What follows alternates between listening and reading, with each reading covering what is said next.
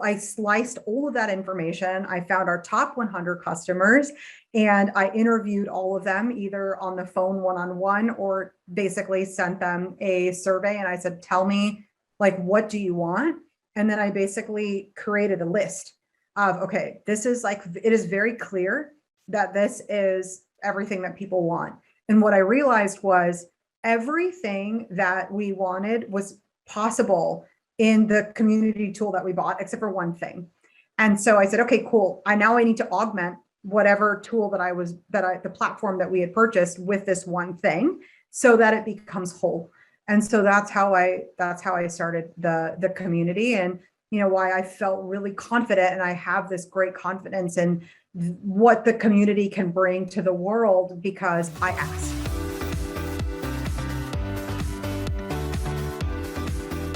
Hey everyone, I'm Joel Premack, host of the Community-Led Growth Show. Today I'm joined by Nisha Baxi, head of community at Gong. Thank you so much for being on the show today, Nisha. Thanks, Joel. Thanks for having me. Of course. Well, for those of you who've been with us from the very beginning of the Community-Led Growth Show, you may have seen Nisha's earlier episode, but we are back today to talk about all things Gong community. So we are diving into the conversation with just a quick, easy question of, would you please give everyone a 30-second intro about yourself in case they didn't get to watch that first episode? Yep. So thank you for having me, Joel. Really excited to be here. Head of community at Gong, been at the company for just a bit over a year now. So really excited to meet that 1 year mark. Built the, thank you very much. Built our community from nothing to something in less than 90 days, I think, from when I first built the community to started building the community to the time that we launched it. I think it was like 80 something days or 76 days or 82 days, something like that. So really kind of went for it there. My background with communities has always been, from the lens of utilizing communities to really like build a better product and to drive adoption, and specifically developer adoption for APIs, SDKs, just to leverage those types of solutions. So yeah, I've been in community for well over a decade. I got into the space by actually just running a community meetup group for fun, and I grew that meetup called SV New Tech to over 15,000 people. And someone from Microsoft approached me and said, "Did you know that this could be your full-time job?" And I was like shocked out of my brain, and I said, "What? Like, you want me to do this?" And sort of the rest is history. I really did that under a product marketing and developer marketing lens, and using the developer community as a tool to sort of push forward and advance some of the products that we were building. But now that the profession has developed and matured in such a way that people are seeing it as more than just a tool or a driver for their product roadmap even, and I think it is so much more than that. And I think that's why it really just deserves a seat at the table. And I'm just really, really lucky to be here. And, I will say one other thing that I'm really excited about, and I'm really proud of with Gong, is that, I joined this company when a community had already existed. Like, people love Gong, people love our product. People are always talking about it. They're raving about it on LinkedIn.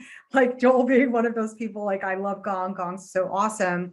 And, I just had the pleasure of being able to build we call our customers raving fans. And I feel like I had an opportunity to build a place for our fans to rave. And so in a deeper way with other people that love Gong. So I feel really fortunate for my position. Wonderful. Well, thank you so much. And yes, I definitely am a raving fan of Gong. I love it. And I'm thrilled to be able to use it now at my current company. But we are diving into the meat now of today's conversation. So when building out the community at Gong, what was the process to decide which activities and their values would be rewarded for active members? Yeah. So, I mean, the way that I thought about the community was like, I'm not building this for myself. And honestly, I'm not building this for Gong. I told everyone at Gong, I'm sure you've got a whole list of things that you like to see, but it's not about you. It's about our raving fans. And everyone was like, yeah, of course, we totally agree with you. Because in the suite of the things that you can do in building a community, there's what your company wants or thinks that you should do. There is what your whatever tool or platform allows for it to happen. And then there's what your customers actually want and need. So the best way to start is ignore this part of it and really focus on your customers. And what I did was when I joined the company, I said, okay, who are the top customers that we want to emulate? And so what I did was I took slices of people that were spending time in other platforms, people that were providing a lot of product feedback, some of our design partners, people that were spending a ton of time in product, our Gong admins, or we call Gong program managers, that were actually configuring the Gong instance within their company. People that have been at the company for, or have been using Gong since the beginning with us and have grown with us and watch us grow up. I mean, and also people that have a high propensity to attend, marketing type of events. So like if they had gone to Celebrate and they had spent time, which is our big user conference that we have, once a year, had they gone to some webinars. So I sliced all of that information. I found our top 100 customers and I interviewed all of them either on the phone one-on-one or basically sent them a survey. And I said, tell me, like, what do you want? And then I basically created a list of, okay, this is like, it is very clear that this is everything that people want. And what I realized was everything that we wanted was possible in the community tool that we bought, except for one thing. And so I said, okay, cool. I need to augment whatever tool the platform that we had purchased with this one thing so that it becomes whole. And so that's how I started the community, and why I felt really confident, and I have this great confidence in what the community can bring to the world because I asked. And a lot of times people just get excited, they just want to build things and they make assumptions, but you just have to ask your customers. And so that's what led us to where we are today. Awesome. And I definitely agree that just listening and asking, best way to go about building community without assuming, or else you're going to go through what I've kind of dubbed what I believe to be a community correction. Yeah, absolutely. Like, we're constantly talking about, like, first of all, I definitely believe in like launching fast. So like MVP it, get it out the door, understand like what are the top 5 things that people want and make it happen. But like very similar to the way that we think about, building products at companies. I was at a startup, was head of marketing at a startup before this. And, the CEO of the company, she basically reverse engineer the product based on what the ICP wanted, like the key persona. And so with that same lens, you have to think about, well, is there community market fit? Is there community product fit? And sometimes the answer isn't to build your own community. Sometimes the answer is I need to, what are existing communities, like third-party communities that might exist that I want to build, like I want to snap into and spend more time. Not every company needs to have its own community. It might not make sense. So I urge people that are listening to this podcast, if you are thinking about building a community, go through the exercise to whether, is there a community product fit? Is there a community market fit? And when I go through that exercise, like are the goals that I want to accomplish, is that possible with something that somebody else has already created? No need to reinvent the wheel. Not everybody needs to like white label Facebook and build their own community. Definitely would agree. And that's something that I've also explored some in this season, and hopefully we'll spend more time with in season 2 and beyond, of really exploring companies that are going that third party route of building communities, because I find that very interesting. And I know it's something that Gong has done some too by partnering with Pavilion and other organizations. But yeah, definitely. I mean, we are strong partners with other great community groups. And I mean, that's definitely that's a really great way to start out.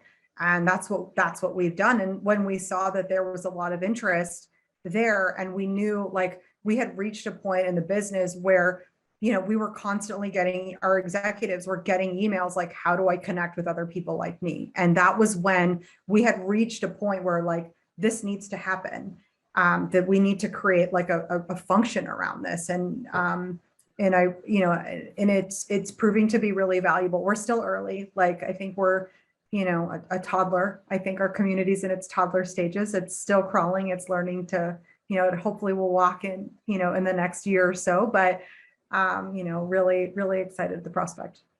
Wonderful. Well, as you just touched on, your executive team was getting emails asking from other customers to connect with other customers. So following that same line, really, how do you show the ROI of the community that you built today to the leadership team at Gong?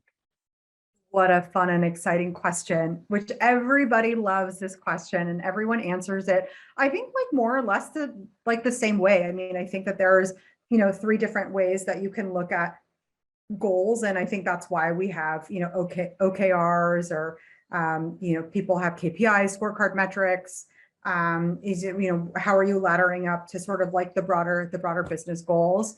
But sort of starting, you know, the way that I need to measure success, and I spend time in the community, is I look at, you know, at just an engagement level. Like, are people coming back? Are people enjoying themselves? Are people, you know, bringing other people into the community? And I use a framework called Cranes. So Cranes is a way to measure on a daily basis. And I'll send you, I need to write a blog post on the topic. I haven't yet, it's still in my mind. But it's really like, you know, are we collaborating with other people? Are we engaging in the right ways? Are we sharing news? Like, is there just enough like engagement at the community level? And then the framework that I think about it from like a departmental standpoint, and like kind of connecting the dots with other community is cross-functional. Everybody can agree on that. And so I like to follow the model of like the spaces model that CMX has created and David Spinks has really popularized. And so that is, you know, thinking about, you know, support, product acquisition, content, engagement, and success. And, you know, success is the org that I sit in. I report directly to our chief customer officer. And we're always thinking about, okay, well, how can the community help support, like, you know, our renewals and upsells, you know, and starting from actually the beginning, from the S from support. Everyone's always talking about case deflection. That's something that's really helpful. Product number of product feedback. Also, you know, A is for acquisition. So measuring how many people end up becoming customers that were spent time in the community. I can share a little bit more about that when I talk about the higher level content. It's like, really is, are we igniting, are we exciting our raving fans enough that they're like, oh my God, yes, I want to like write this awesome post. And you know, someone, you know, Molly had noticed that someone was really active in the community, and she just reached out to them and said, hey, like, do you want to like write a post on this topic? And someone was so excited, they like sent her like a 5-page document on something of like, and nobody, no, unless you're in the Gong community and you're a Gong customer, like you will not care about this. But like, there are so many people that care about this, that like, they were so excited to write this 5-page thing, and they want everybody in the community to like read this like, you know, ode to Gong, but also how to like turn things on and the buttons to press so that, you know, they can use Gong, you know, in a way that nobody else has really thought of, which I love. So like that content piece is exciting, and that, you know, kind of feeds into that engagement. And then the success piece, which is, you know, why I sit in the customer org, is because, you know, 95 to 98% of our customer or the people in our community are customers. And so really just making sure that they have like all of the information that they need to be successful in their instance. Awesome. And then, okay, so that was like the second layer. And so the higher layer, and like, this is like the nut that everyone is trying to crack. So I will tell you how we are thinking about it at Gong. Here is our strategy. So I sit in the success org. So I think about NDR. I know a lot of my peers sit in various, you know, functions. Some are in support, some are in, you know, education, some sit in marketing, some I've seen like Salesforce, Trailblazer Community sat in the product team for a decade plus.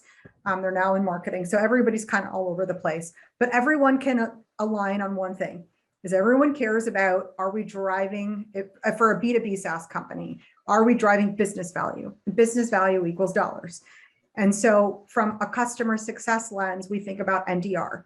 So, NDR is broken down into ARR, upsells and renewals, subtracting churn, and then dividing all of that by ARR again, right? So that's the formula for NDR.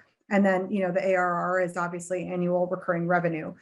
So if you just look at that piece of what the formula of NDR, and also thinking about, also the company is always thinking about cost savings, then what you should be doing is laddering up or spending time thinking about, how does my community help with these different things? So here's a couple of things that I've done in the community, and then I'll give some other specific ideas for people to think about. The first is with ARR influence. I was very particular and very early on, and this was, Iran's vision, our chief customer officer, this was his vision very early on, was I think we should have a hybrid community. And I agreed with that, because I definitely think Gong does such a great job at showcasing how awesome they are as a company. But if you can see the community and you can see how you are treated as a customer before you become a customer, and you're like, wow, you also roll out the red carpet for me when I become a customer? Yes, we do. And you can see that in the community. And so what we've done is part of the community is open to the public. And I can now see people that are joining the community before they become customers, and then see the activity that they take. And then I see that they become a customer later. And now I can pinpoint exactly who and when they were in the community. And I can call that ARR influence. So that's like a huge win already in and of itself. And that is showcasing that the community is a touch point in the sales cycle. And so the old school thinking was like the rule of seven touches equals a sale. I think it's like bigger now, because there's so many, sales cycles have gotten like longer and bigger, and there's just a lot more activity that happens. And, the buyers are much more well educated.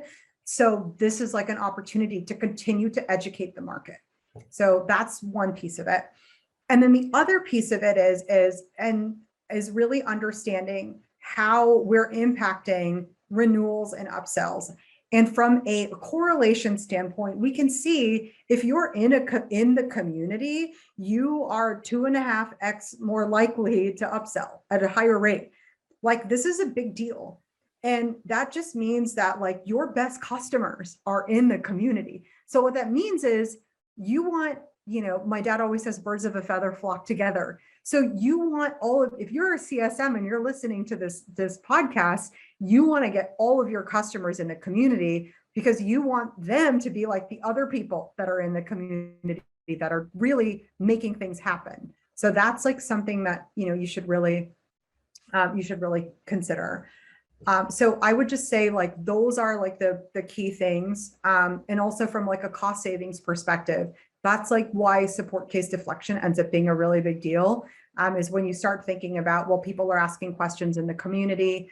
For us, we used to have people that would give feature requests to support like years ago. Now that goes to the community, and that saves support dollars as well. I mean, there's a lot of cost savings like built into community. So, I really urge people to think about that. And finally, Joel, I did just want to touch on what's very important as well is every company always has just spend time with your CEO, really be very clear about like, what are the top 3 things that they're trying to drive for the year. And just make sure that you have tactics. I try to put tactics and campaigns together, tactics and campaigns and programs that naturally mesh with those like broader initiatives and those broader goals. And if you are connecting those dots and all those different layers, like, you are set up for a winning formula. But that is only if you can get that bottom layer right, like the engagement piece. you can set all of this up, but if people aren't like spending time in the community, like none of this is going to happen. So, for me, I'm spending time here. I'm challenging our team every day is how do we, I tell Molly, I built this house. It's your job to make it a home, but it's my job to bring people to our house, to our party that we've built, that we have in our house. So I'm really focused on this year on, awareness and engagement. And so, if year one was about building, year two is about engaging, and year three is scale. Like next year, I want to get all of the fundamentals in place this year. And I want next year, I want it to take off like a rocket ship. I want our raving fans to know exactly what to do, to be empowered, to live their best lives in the community, to be influencers, to up level themselves in their career, and to bring the profession forward. Well, that was a lot. I'm so sorry if I just went. I'm so excited about this topic, and I'm so happy you asked. No, I was just sitting here. I'm like, oh my gosh, I don't even know where to begin now after that. It was so amazing. But I'll start with this. When you were saying that your community is actually open to all, both Yes. customers and prospects, or anyone in the market who's in a revenue role, it made me think about how, in a way, that's actually like a nurture email campaign. It's just that subtle reminder that periodically they'll hop in, they'll see something, they'll read it, they'll be like, ooh, that's helpful, or like, that's cool. Can we do that in our current tool maybe? Or things like that, just to where it almost like, it just keeps it a little bit top of mind. So thank you so much for making me kind of realize that, because I had never thought about that, but I love it. It's like it is. And so we have very clear rules in the Gong community. No prospecting allowed, like very serious, ramifications for like, we don't tie it to nurture emails, anything like that. It is not at all like, it is just about creating an authentic, environment for people to share. And so what's wonderful about that is people feel like they feel comfortable. They feel comfortable and they feel like happy to share, knowing that, they're not going to be like, spammed with some email. And also everybody, all of your buyers, all of your potential community members, everyone is so smart, and people want to arrive at conclusions on their own. And I want to give people the ability to do that. I know that you, Joel, are smart enough to figure out whether or not you want to buy Gong. I just want to give you the tools so that you can figure it out. I don't need to sell to you. I know that our community will sell itself. I know that our product will sell itself. I just want, if you're looking for something about revenue intelligence, I know that you're going to look it up on Google. I know that you're going to spend time. I know that you're going to spend time on our website. I know you're probably going to hit up some of our, previous webinars, and now you get to see the community too, and you get to see that in action. I love that.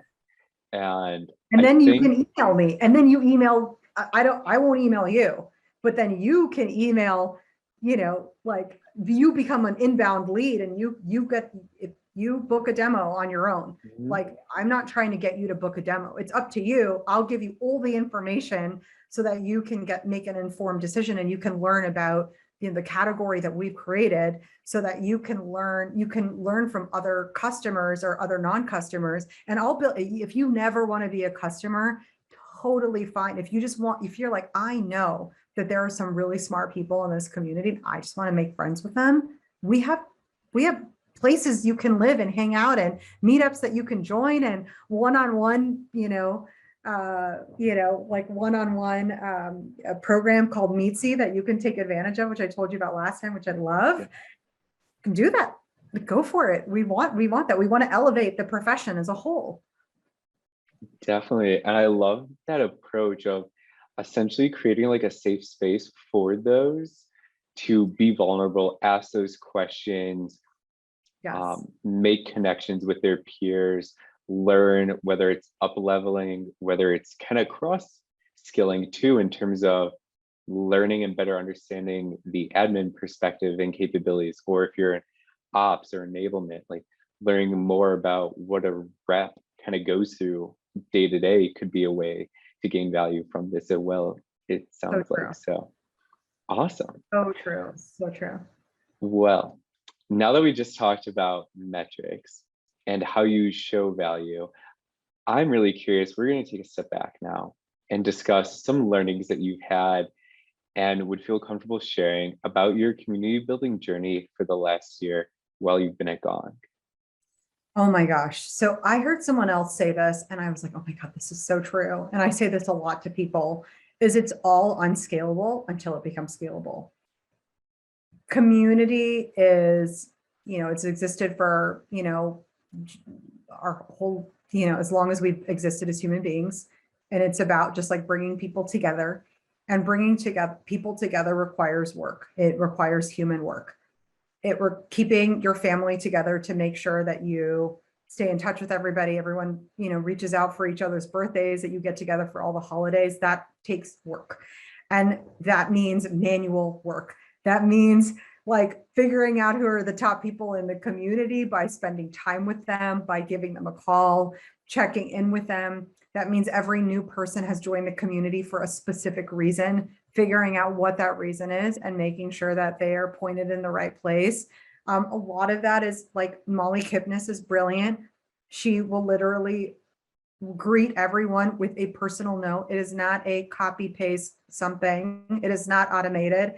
It is, I want to understand like your relationship with Gong, and I want to understand your role, and I will greet you in a way that is like very specific to you and help you on your journey with Gong. It is not about the community. It is about how to progress our customers through their journey using Gong, with whatever that means. Whether by the way, like a lot of times people will land up in the community and they should be spending time in the academy learning.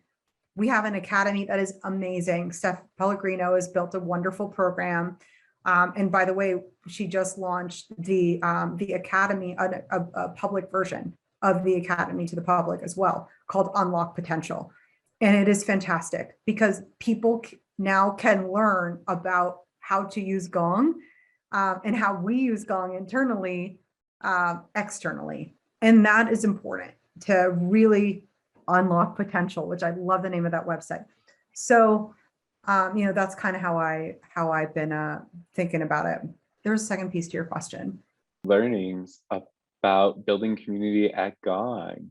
Yes. I think so. I definitely think, cross-functional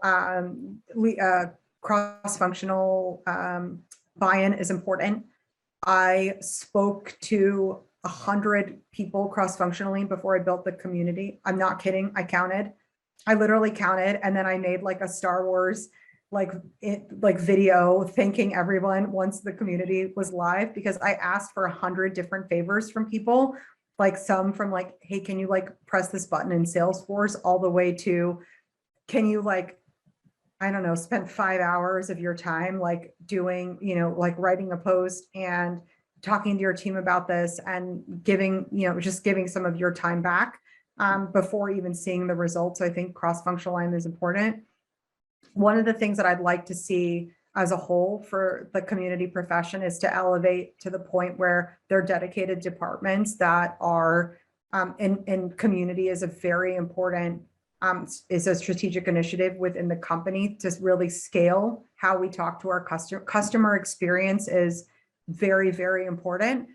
And I believe that community is really pivotal and central to that. And I don't mean just like community, the place to live. I mean community in the broader sense of like really nurturing your customer community and their journey. And I would just say like, working, if you're not already reporting, into within the organization, somebody that, has a lot of, influence within the organization, then you try to build up that influence by spending time with other leaders and really giving them the opportunity to see the potential in community and showing them your enthusiasm and your excitement, and they'll just be floored. And they're, oh my God, I didn't even think about this. Now our co-founder and chief product officer he's looking at all of the, like every single product feature request that comes in through the community. We've had hundreds. He goes through every single one of them. He's in the community. Elon is always in the community, so much so that we now have a dedicated, if you're a customer and you want to give, product feedback, and we have opportunities for you to share, you have your own special group in the community. And Elon spends time in there. So does the rest of our amazing product team. It's created by Yael, Navon and Akshay Verma. And I'm just so impressed with them. And I mean, it's just so cool to like see the evolution of community. It really is. I'm so impressed with everyone that's doing things that I'm like, I'm not even really doing much, because they just love it so much. But that's awesome, where it's almost like they're seeing that like little couple ounces of value. So now they're like fully bought in. And as you said, it just goes all the way up to a co-founder of the product, or like co-founder of Gong, who's the chief product officer, spending time. That's significant high stakes of them being bought into it and seeing the value. So I think that that's a great learning. Thank you. So true. Yeah, no, thank you. To wrap up our episode, because I know that we're coming up a little bit on time, what are your 3 B2B SaaS community trends that you're watching for in 2022 and beyond? So I guess I'll start with the trend that I'm trying to create.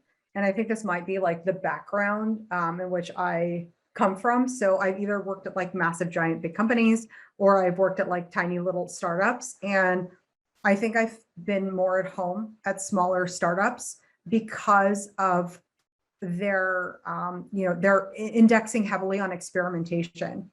I believe that community managers need to spend more time experimenting and trying things. And if it doesn't work, just doing a really good job at sunsetting it. So it's really easy to be like, oh, well, like this community did a super user program, I have to do a super user program. Do you need to build a super user program? Maybe, maybe not, right? Maybe you can do like a light touch nurture, like 15-minute one-on-ones with like the top 10 people in your community once a quarter. And, you can snap into an existing program. That's what my plan is. And I'm working with the marketing team. They already have a revenue champions program for the top, people at the, top customers in the at the company, or use Gong. Well, why don't we ask them to take actions in the community as part of that program? There, I built a super user program. So like being efficient, but also in terms of experimentation, being very clear. I want to test out this one particular persona and see if this particular piece of content lands. This is my pass fail criteria for the experiment. This is how long I'm going to run the experiment, 2 weeks. This is how much time I'm going to dedicate to it, 1 to 2 hours. And if I don't hit this criteria, I'm never going to do this again. I've had several failed experiments in the community, and I'm not going to do them again because it didn't work. And I have a log. I'm like, okay, Nisha, you failed in these 4 things. You did a really great job in these 8 things. So don't do those 4 things again, but do these 8 things. And that's what happens when you're at a startup. And when you're in a community, you're in a startup, you're running your own company. You're your own product manager. You are, managing your own business. So you need to make sure that you're spending time in the right places. So I really encourage experimentation. Well, cheese and crackers, I should write a book on it for community, because I just, hate when I see some of my peers really spend time being like, well, what are other people doing? And they feel like they have to do it, and they're wasting valuable time instead of like getting to the root of what can really, up level their customers that are using the community, or their community members, and, even their, their peers at the company. Okay, trend number 1. Trend number 2, which isn't really a trend. It needs to be like a deeper baseline of like who we are as people, and everyone. And I'm pretty sure every time you ask this question, everyone is like, DEIB or whatever people like, diversity, equity, inclusion, and belonging. I think it is really important. Just foundationally, and the way that you build that into community is like you have to be you have to be thoughtful about it. You need to be really strategic about the meetups that you're creating, the groups that you're creating, and not even just the groups that you're creating, but who are the people that you are empowering within those groups to take leadership roles. Are we asking all the same kind of person to do the one thing, or are we pushing ourselves to ask other people to take on these types of roles? So I do think that's important, and that's something that I'm always thinking about. And I'm so bullish. It kind of reminds me of this Warren Buffett quote, or maybe it wasn't a quote, but it was just something that he had said. Was like, he said, "I'm really bullish on America because for a really long time we just indexed on like the white male workforce, and if we open that up beyond this, I know America can just." I just really believe in the US economy. And I think about that and I'm like, wow, that's the same with everything, including the community. Like, if we have historically indexed in one particular group and then maybe like smattering of other groups, and we've accomplished so much as a society, if we were to actually, kind of broaden that a little bit, there's a lot more there. So I think DEI is something. Another thing that's really close to my heart is being able to give back to people. Is like, if I'm going to use my skill set in this platform to bring people together to use Gong better, I should also be using this platform to bring people together so that they can save the world together. I'm on the board of the American Red Cross. Why don't I spend the end of like 10 minutes of every single meetup on teaching people how to do hands-only CPR? It could save a life. It's just something to think about. And I don't know if we're, as a community, we're thinking, a profession, we're thinking about giving back in that way. But if we're bringing people together, we should also be thinking about how do we move forward as a society. And I haven't done like as much here as I'd like.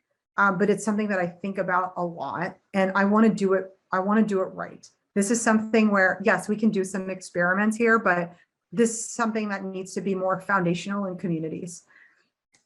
And then you're going to be mad because I'm going to give you a fourth, but it's all good. Okay, but also, like, I think everyone is, we're always talking about, a hybrid model. And I think when we talk about meetups, historically, it's always been like location based. And I definitely think that there is an opportunity to think more broadly on, how we are engaging people, and more about indexing these meetups on who they are as people before like where they are, because now we know people are all over the place. Like, and so if I can connect with, another Indian woman who is in community and also happens to live in the Bay Area, that is a stronger connection point than just like other people that live in the Bay Area that use Gong. That's different. And so I think that we have an opportunity to be able to bring people together in those deeper ways. And that's why I think, having a program like Meetsy is so important, because you can index for those types of things. I'm done. Awesome. I love all of those trends. Yeah. And the fourth one was great too. So it's all good that you added a fourth. But thank you again so much for being on the Community-Led Growth Show today. It's always a pleasure, Nisha. If people want to follow and or connect with you after listening to this episode, what are the best handles and or channels for them to do so? I think LinkedIn is probably the best for me. So just look me up, Nisha Baxi. And then I think can you add it to your show notes, like the link? Yep. I'm on Twitter. I don't tweet as much as I would like, but feel free to tweet at me and I'll, message you back in a month, but or I'll find it eventually. I need to be better on Twitter. Or maybe not. Maybe the reason why I'm not active on Twitter is I'm not getting a lot out of it for what I need. So who knows? LinkedIn though, I spend time on LinkedIn. Awesome. Well, thank you so much and have a great day. Yeah, thanks, Joel. Bye.